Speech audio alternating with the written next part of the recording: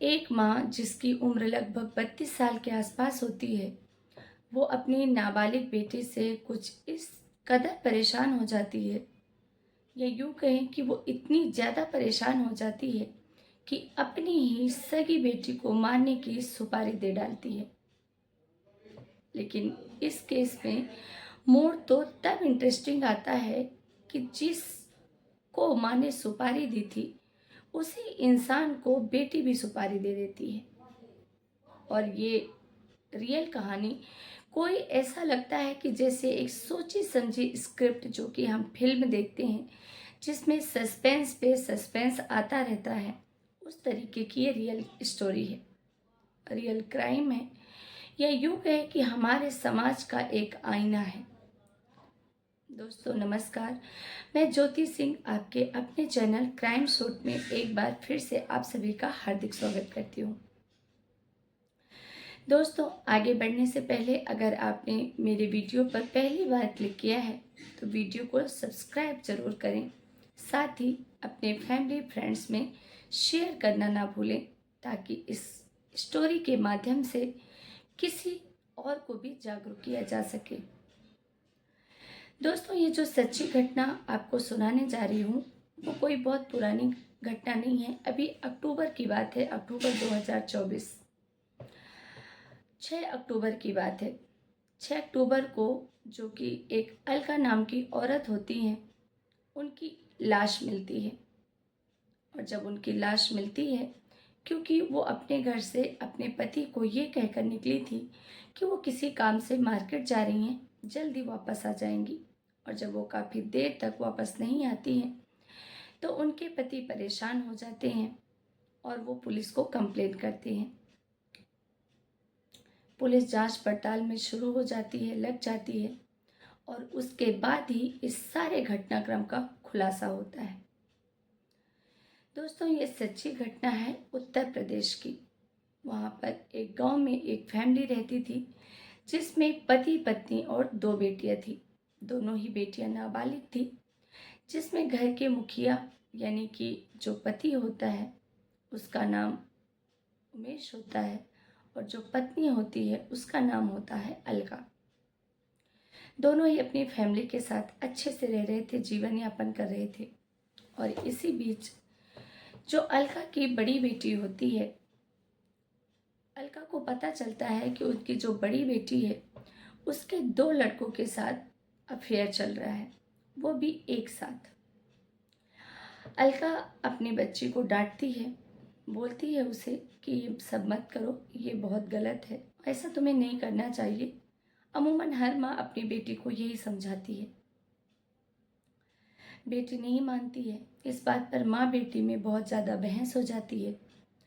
बेटी मानती ही नहीं, तो जो अलका होती है वो गुस्सा होकर वो जो 2 लड़के होते हैं जिनसे उसकी बेटी का अफेयर चल रहा था, उनके खिलाफ पुलिस में कंप्लेन दर्ज कर देती है। और जब पुलिस में कंप्लेन जाती है, पुलिस उन लड़कों को पकड़ती है, दोनों को, और उनको समझाती है, डांटती है कि दोबारा ऐसी हरकत नहीं होनी चाहिए, और समझा बुझाकर छोड़ देती है। थोड़े समय तक सारा माहौल शांत रहता है और अलका को यही लगता है कि अब उसकी बेटी सुधर गई है। वक्त बीतता जाता है और थोड़े दिनों के बाद ही अलका को फिर से ये बात पता चलती है कि उसकी बेटी अभी भी उन दोनों लड़कों के संपर्क में है, उनसे बात करती है। और इस बात से अलका आग बबूला हो जाती है और अपनी बेटी को कहती है कि अगर तुमने मेरी बात नहीं मानी तो इसका अंजाम बहुत बुरा होगा।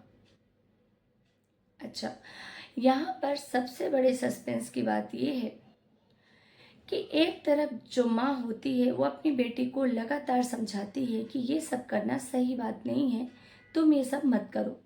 वहीं दूसरी तरफ अलका, जिसकी उम्र 32 साल की आसपास होती है, जिसकी 2 बेटियां होती हैं, जो कि अपने पति के साथ घर में रहती थी। पति होने के बावजूद भी अलका का अफेयर एक सुभाष नाम के व्यक्ति के साथ था, जिसकी उम्र लगभग 38 साल के आसपास थी, जो अलका के घर के पास ही रहता था। और ऐसा नहीं था कि अलका की बेटियों को उसके बारे में खबर नहीं थी। अलका की बेटियां भी उसके बारे में सब कुछ जानती थी, लेकिन शायद अलका को ये खबर नहीं थी कि उसकी बेटियों को भी पता है मेरी करतूतों के बारे में। और वो कहते हैं ना, बड़े बुजुर्ग इसीलिए कहते आए हैं कि घर में बच्चे जो देखेंगे, जो सुनेंगे, वही सीखेंगे और वही व्यवहार में लाएंगे। और इसी कारण बेटे की भी हिम्मत माँ से बहस करने की, जवाब देने की होती है कि तुम मुझे तो समझा रही हो, लेकिन पहले अपने आप को देखो। और अगर माँ और बेटी के बीच में इस तरह की बहस हो तो सुनने वालों को शर्म आ जाती है, लेकिन क्या कर सकते हैं। जो इंसान अपनी मर्यादाओं को भूलकर ये सारे घिनौने काम करता है, उसे जलील तो होना ही पड़ता है। यही सब चल रहा था जब माँ को लगता है कि बेटी अब नहीं सुधरेगी, और तो और वो तो मेरी पोल भी खोल देगी, तो गुस्सा होकर माँ, जो माँ का आशिक होता है, प्रेमी होता है सुभाष, उसको ही अपनी बेटी को मारने की सुपारी दे देती है, और जिसकी 50,000 रुपये बाकायदा पैसे भी तय किए जाते हैं कि जब तुम मेरी बेटी को मार दोगे तब मैं तुमको 50,000 रुपये दूंगी। बात पक्की हो जाती है। एक दिन मौका पाकर सुभाष अलका की बेटी को अपने साथ ले जाता है, और पता नहीं उसके दिमाग में क्या चल रहा था। शायद वो मारना चाहता तो बिना कुछ बताए भी मार सकता था, लेकिन उसने उसकी बेटी को बताया कि तुम्हारी माँ ने मुझे 50 लाख रुपए में सुपारी दी है तुम्हें मारने के लिए। इतना सुनना था कि जो बेटी होती है अलका की, वो सुभाष से चिपक कर जोर जोर से रोने लग जाती है। और साथ ही उसकी बेटी को ये तो पता था कि इसका अफेयर मेरी माँ के साथ है। जहाँ तक इससे वो अंदाज़ा लगा सकती थी कि ये जो आदमी है वो सही नियत का नहीं है, क्योंकि उसके सुभाष के ऊपर कुछ समय पहले भी एक रेप का केस लगा था, और जिसकी वजह से वो जेल भी गया था। और शायद अलका की बेटी इसी बात का फायदा उठाती है और सुभाष को कहती है कि मुझे पता है कि तुम्हारा मेरी मम्मी के साथ नाजायज संबंध है। मेरी मम्मी की उम्र 32 साल की है और मेरी उम्र 17 साल की है। अगर तुम मेरे साथ शामिल हो जाओ, अगर तुम मेरा कहना मानो और मेरे कहने पर मेरी माँ का ही खून कर दो, तो मैं तुमसे शादी कर दूंगी। तुमसे शादी भी करूंगी और साथ ही वो शारीरिक सुख जो तुम मेरी माँ के साथ बिताते हो वक्त, वो भी मैं तुम्हें दूंगी। और अमूमन मेरी उम्र कम है मेरी माँ के हिसाब से, तो तुम समझ सकते हो कि मेरी से शादी करने के बाद तुम्हारी जिंदगी कितनी खुशहाल होगी। इतना कहना था कि सुभाष पासा पलट देता है और सुभाष बेटी के प्यार में पागल हो जाता है और उसे लेकर कहीं दूर शहर चला जाता है। साथ ही अलका को फोन करके कहता है कि तुम्हारी बेटी को मैंने मार दिया है और तुम मुझे मेरे पैसे दे दो। लेकिन जो अलका की माँ होती है वो पैसे देने में आनाकानी करने लगती है, क्योंकि कहीं ना कहीं उसे लगता है कि ये तो मेरा प्रेमी है और बेटी को मारना था वो तो मार ही दिया है, अब क्या ही कर लेगा। और इस बात पर कहा सुनी होती है, और जब कहा सुनी बढ़ जाती है तो सुभाष बताता है कि तुम्हारी बेटी मेरे साथ है और मैंने तुम्हारी बेटी को नहीं मारा है और ना ही मारूंगा। और इससे अलका आग बबूला हो जाती है। थोड़े दिनों तक तो फोन पे ये तकरार चलता रहता है, लेकिन फिर धीरे धीरे समय के साथ ये चीजें भी शांत हो जाती हैं। अच्छा, जो सुभाष होता है वो दो तरफा गेम खेलता है। अभी तक अलका को ये भनक नहीं लगी थी कि सुभाष और मेरी बेटी ने मिलकर क्या प्लान कर लिया है। वक्त बीतता है, एक दिन सुभाष फोन करता है अलका को कि तुम यहाँ आओ, तुम्हारी बेटी मेरे साथ ही रह रही है, उसे लेकर जाओ। अलका तब भी कहती है मैं आ तो रही हूँ, लेकिन तुमने अगर मेरी बेटी को मेरी आंखों के सामने मार डाला तो मैं तुम्हें ऑन द स्पॉट 50,000 रुपये दे दूंगी। सुभाष तय कर लेता है और अलका सुभाष और उसकी बेटी के इरादों से अनजान सुभाष के पास चली जाती है। और जब वहां जाकर देखती है तो उसके होश उड़ जाते हैं, क्योंकि सुभाष और उसकी बेटी के बीच जो नज़दीकियां थी वो हद से ज़्यादा बढ़ चुकी थी। और इस बात पर भी अलका बहुत नाराज होती है, सुभाष से झगड़ा करती है, बेटी से झगड़ा करती है। थोड़े समय बाद ये झगड़ा काफ़ी ज़्यादा बिगड़ जाता है। और इसी झगड़े के बीच, क्योंकि बेटी और सुभाष का प्लान तो पहले से ही तय था, वो दोनों मिलकर अलका को मारना शुरू कर देते हैं। इतना मारते हैं, इतना मारते हैं कि वो पूरी तरीके से बेशक हालत में पहुंच जाती है। उसके बाद भी वो दोनों रुकते नहीं हैं, उसे तब तक मारते रहते हैं जब तक कि अलका की मौत नहीं हो जाती।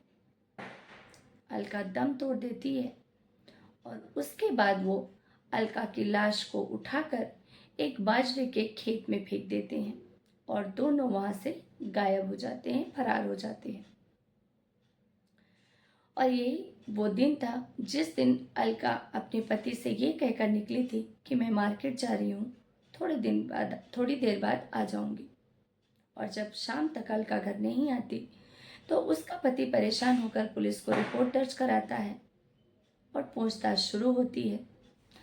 पूछताछ जब शुरू होती है, पिता से, जो बेटी का पिता होता है, अलका का पति होता है, उससे पूछा जाता है कि तुम्हें किस पर शक है। तो अलका का पति सबसे पहले उन दो लड़कों पर शक जाहिर करता है जिनसे उसकी बेटी का अफेयर चल रहा था। बताए अनुसार पुलिस उन दोनों लड़कों को गिरफ्तार भी कर लेती है, उनसे पूछताछ शुरू करती है, लेकिन कुछ भी सुराग नहीं मिलता और कोई भी ठोस सबूत न मिलने की वजह से पुलिस उन दोनों लड़कों को छोड़ देती है।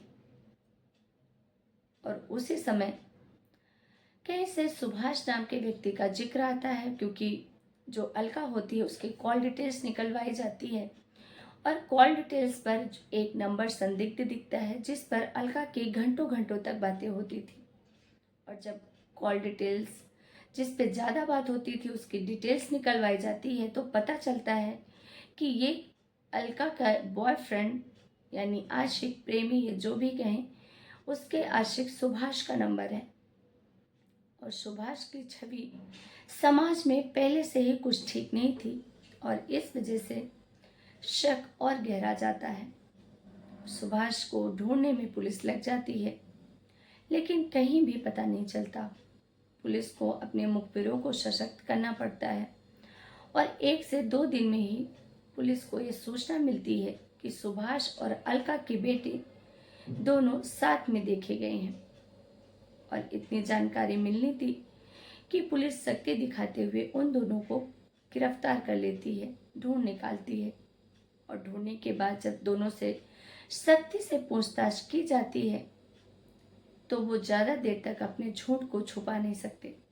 पहले तो वो इधर उधर बहकाने की बहुत कोशिश करते हैं पुलिस को, लेकिन पुलिस के सामने ज़्यादा देर तक कौन ही टिक पाया है, सो उनकी भी क्या हैसियत थी। और थोड़ी ही देर बाद अलका की बेटी और सुभाष दोनों ही अपने किए गए सारे कारनामे का खुलासा कर देते हैं कि किस तरीके से पहले माँ ने बेटी को मारने के लिए सुपारी दी और फिर बेटी ने आशिक को अपनी साइड कर कर उसी के जरिए माँ को मौत के घाट उतरवा दिया। दोस्तों, आज हमारे समाज में इतना वहशीपन बढ़ चुका है जिसकी हम कल्पना भी नहीं कर सकते, हमारी सोच से परे है। हर एक रिश्ता, हर एक खून का रिश्ता तार तार हो रहा है, या यूं कहें कि कलयुग अपनी चरम सीमा पे पहुंच रहा है। दोस्तों, इस सच्ची घटना को सुनाने का उद्देश्य किसी की भी भावनाओं को ठेस पहुंचाना नहीं है, बल्कि आप सभी को सतर्क करना है, जागरूक करना है। सुरक्षित रहिए, सतर्क रहिए और फिर मिलेंगे एक नई सच्ची क्राइम घटना के साथ। तब तक के लिए आप सभी का बहुत बहुत धन्यवाद।